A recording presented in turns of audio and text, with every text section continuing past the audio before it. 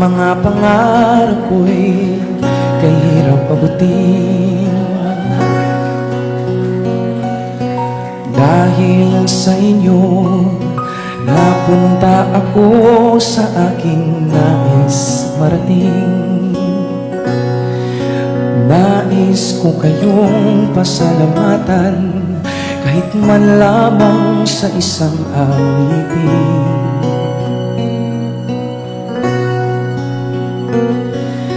Parang kailan lang halos ako ay mapalimos sa lansangan. Dahil sa inyo, ang aking tiyan at ang bulsay nagkalaman. Kaya't itong awiting aking inaawit, nais ko kayo ay handugan. Tayo lahat.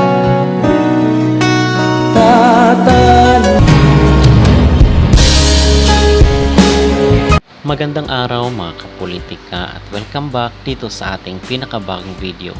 At wala po tayong update kay Sofronio nitong mga nakarang araw dahil na-postpone po yung kanyang mga schedule supposed to be or yung kanyang mga live performance dito sa mga syudad sa California.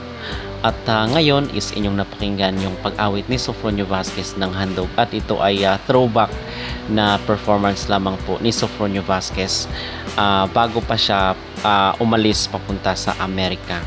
So dito sa kanyang Facebook wall ay pinost niya at binati niya yung kanyang ina ng Happy Mother's Day. So sabi dito ni Sofronio, "For as long as I can remember, my mom has been one of my biggest cheerleaders and the voice that kept me going.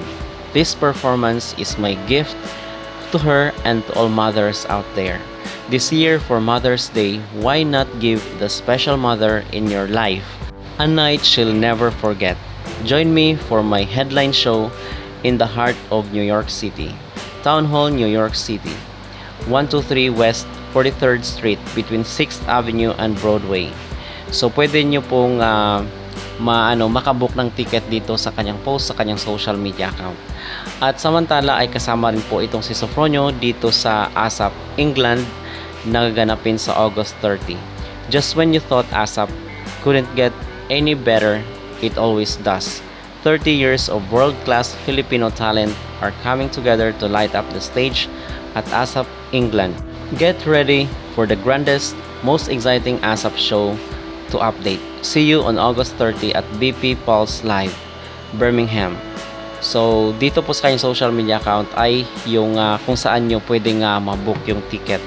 So mga kapolitika, magbibigay lang po pala tayo ng komentary. Meanwhile, nasa Amerika itong si Sofronio, and I think nasa New York pa rin po itong ating kababayan. And habang po wala pa siyang mga event doon, siguro ang ma-advise ko kay Sofronio ay pwede muna siyang umuwi dito sa Pilipinas para mag-perform or makikita natin siya sa mga shows ng ABS-CBN Network, especially ngayon na isa na siyang ganap na kapamilya.